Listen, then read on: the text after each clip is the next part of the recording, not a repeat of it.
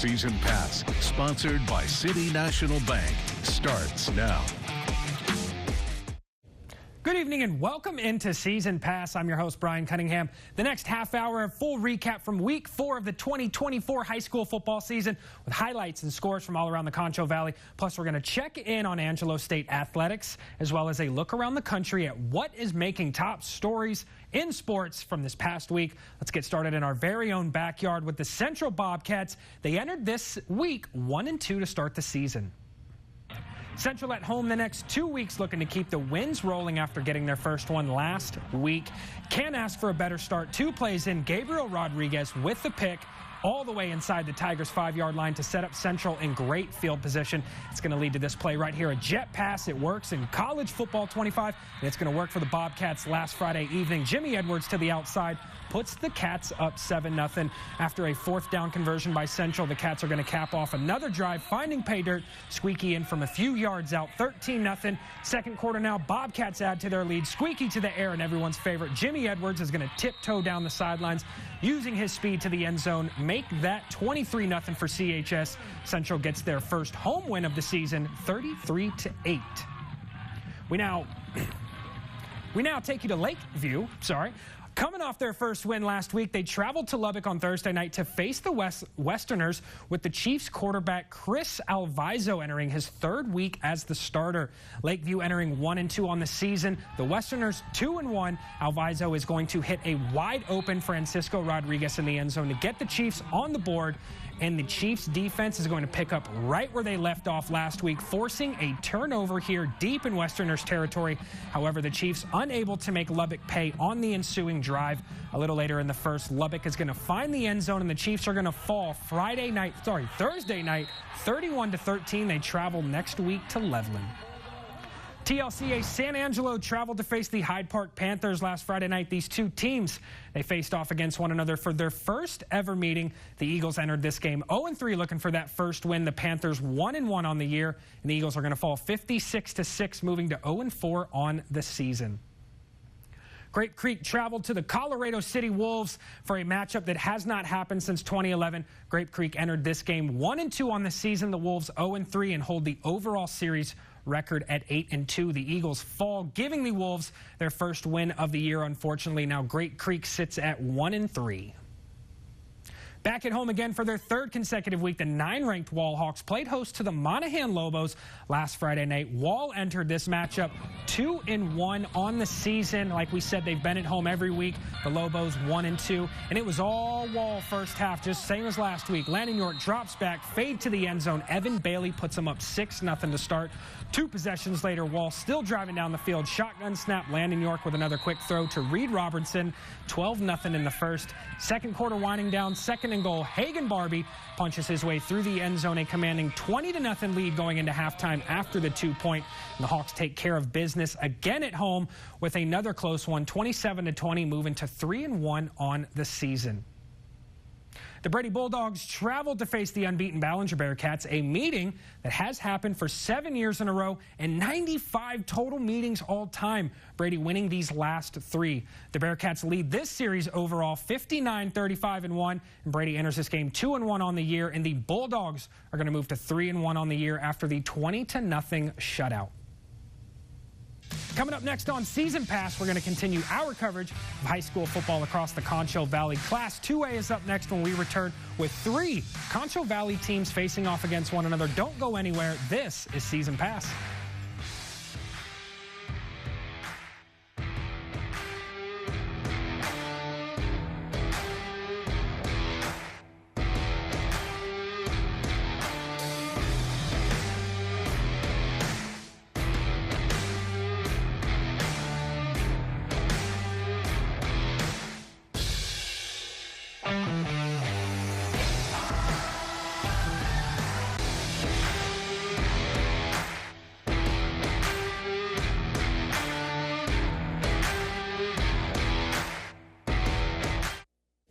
Welcome back into Season Pass. We are straight back into the action. We had 5 Concho Valley teams face off. Our first pair of those Concho Valley teams to do so, Cristobal traveled to Sterling City on Friday night.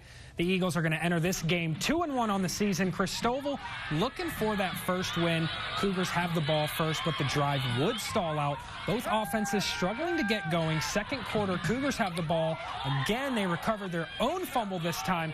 Later that drive, Cristobal with the possession still, and a great effort by both quarterback to almost elude it, and the defense of the Eagles bring him down after a Cougars punt. The Eagles set up shop looking to get some momentum in their favor after a non-scoring affair. A deep pass for the Eagles should do that trick, but unfortunately a few plays later, the Eagles fumble the ball, giving the Cougars their sole score at halftime and getting their first win of the season for the Cougars, walking away 29-0. Ozona traveled Friday night to face the Longhorns over in Harper, a first-time meeting since 2021 that has seen the Lions win the previous 6 matchups with an overall record of 9-2-1 in this series. Ozona entered this game 1-2 on the year, and they're going to walk away 2-2 after a 32-27 win. Sonora followed the trend of quite a few Concho Valley teams on the road Friday night as they traveled to face the Alpine Bucks. A 5th-year straight meeting for these two teams, with Sonora winning the last 3 and holding the overall series lead at 26-9. Sonora entered this game 1-2 on the year and will move to 2-2 on the season after a 35-8 win. Larry Mitchell Stadium Friday night saw a second pair of Concho Valley teams facing off against each other. The unbeaten Miles Bulldogs, 3-0 on the year, traveling to El Dorado. We're going to kick things off in the first quarter. El Dorado setting the tone early with this downfield throw over the middle. Johnny Ray connecting with Alazar Hernandez for 6, 7-0 Eagles. Slow start, low scoring affair in the first half, but sophomore quarterback Liam Yancey staying calm, handing off to Devin Medina. Everybody's going to plow ahead. El Dorado with the possession this time. Adami trying a draw play, but it's well defended by the Bulldogs. On the flip side, the Bulldogs running back Tevin Meade having himself a year, showing toughness on this play and refusing to go down. Things began to change for the Bulldogs in the second half as they, at one point, leading 21-7 and holding on for the win to remain undefeated on the season. Our third Concho Valley matchup took place over at Eagle Stadium. This matchup has happened every year for the past 25 seasons. Mason at one point has won 17 straight of these with an overall record of 29-5. Mason entered 2-1 on the season. Junction undefeated through 3 weeks, and Junction would be handed their first loss of the year. Now 3-1, Mason 3-1 as well. Coming up next on Season Pass, we're going to continue that coverage of high school football across the Concho Valley. Class 1A is up next when we return, featuring 2 more matchups of Concho Valley teams facing off against one another. Don't go anywhere. This is Season Pass.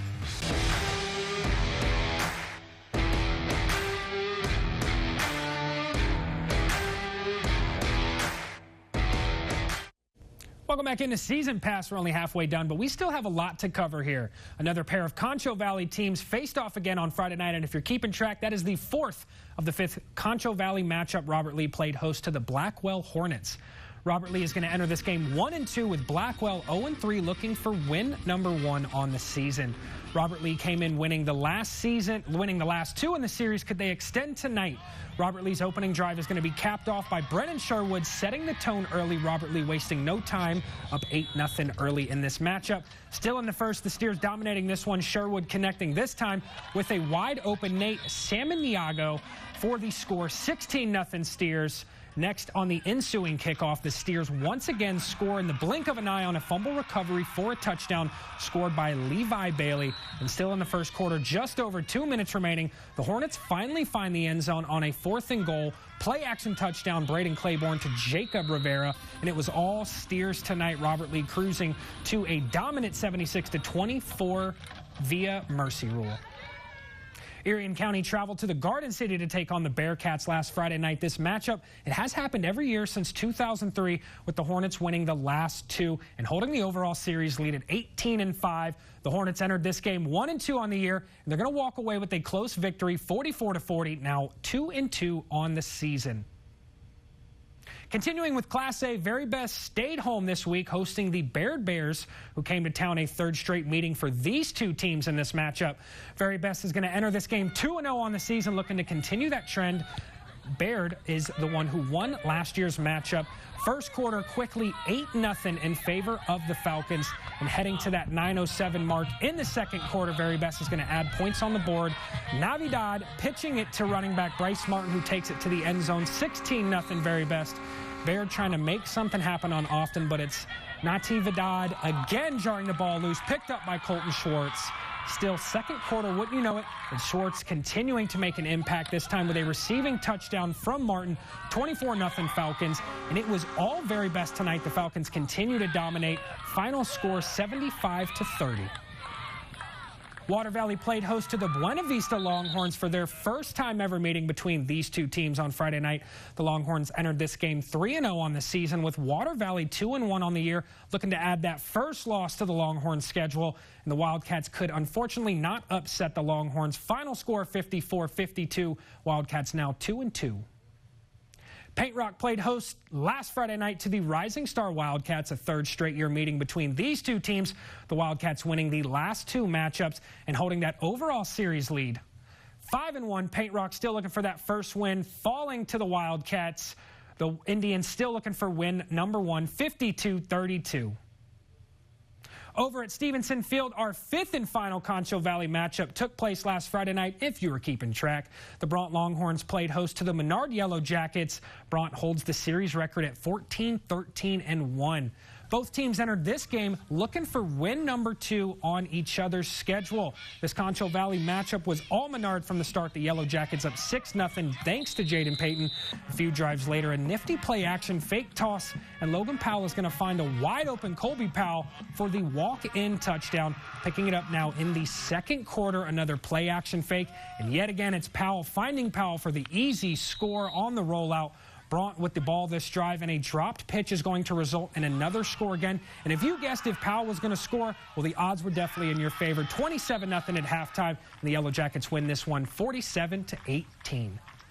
Eden traveled to Midland to face the Eagles of TLCA.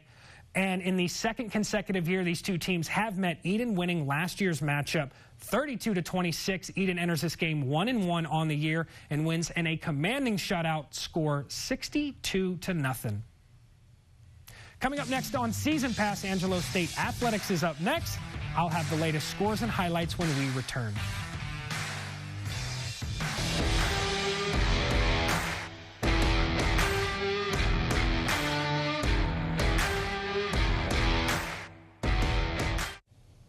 Welcome back in. I'm Brian Cunningham, as I was before. Angelo State home opener last week was a success, getting that first win in front of the home crowd. And this week, they were on the road, and they look to continue that same momentum.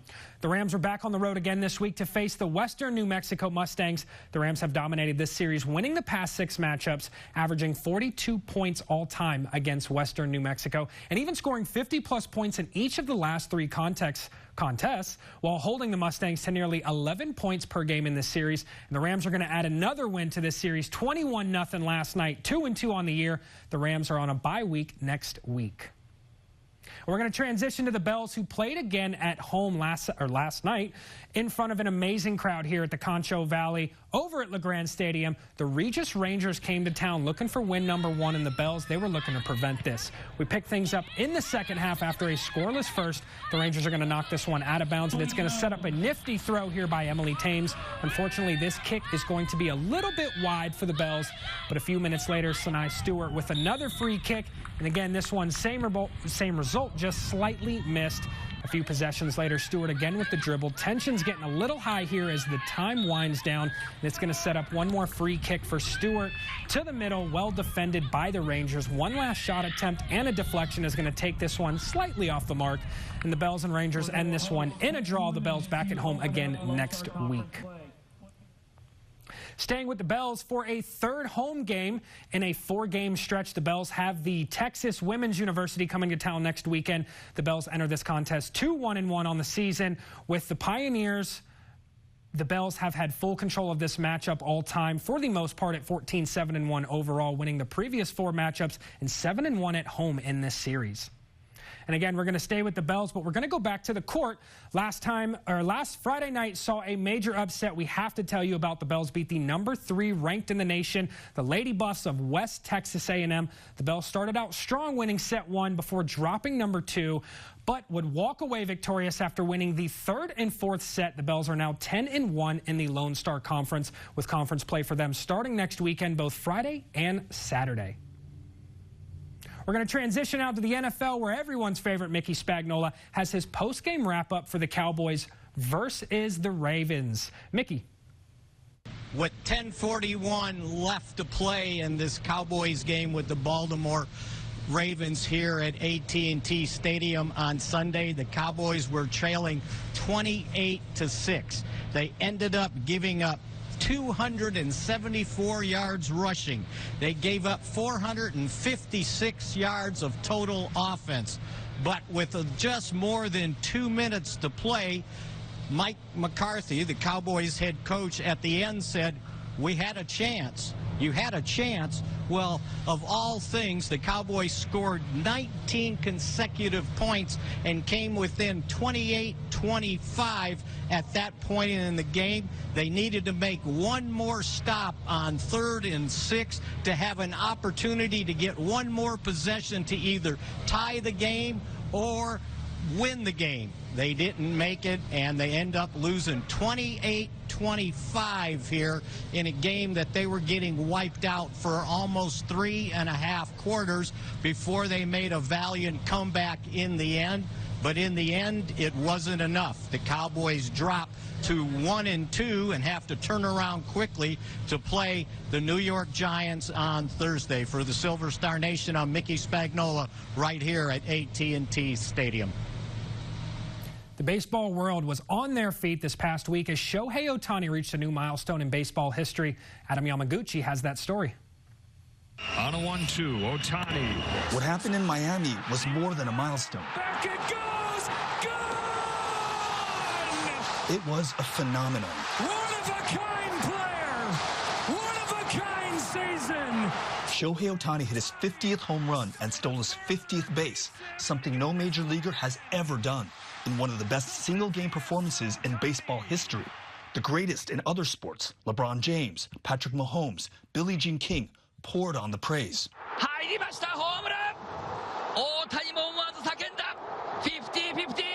In Japan, where fans follow Ohtani's every move, his latest feat was front-page news. He represents a country in a lot of ways, and he's transcended baseball fame into legitimate superstar fame that, very few athletes are able to do at that level. Ohtani, 50-50! Even in celebrity-obsessed L.A., more than 40,000 fans recently waited for hours just to get a bobblehead of Ohtani and to watch his dog fetch the first pitch. To Shohei. Major League Baseball has produced incredible icons like Babe Ruth, Ty Cobb, Willie Mays, and Hank Aaron. At this point, he's certainly in the conversation as one of the greatest players of all time. I suspect when it's all said and done, you're looking at a situation where this guy is the greatest player of all time, and there's not really a debate about it. And he's not done yet. The Dodgers have 9 more games left in the regular season, and Shohei Ohtani is off to his first ever playoffs since coming to the U.S., so potentially many more records to be broken. Adam Yamaguchi, CBS News, Los Angeles.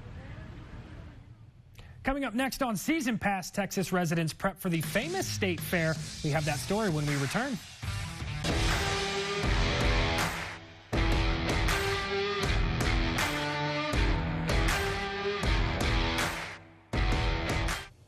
Welcome back into Season Pass. Texas State Fair fans in Dallas are gearing up for what is called the most Texan place on earth. Nicole Nielsen has that story.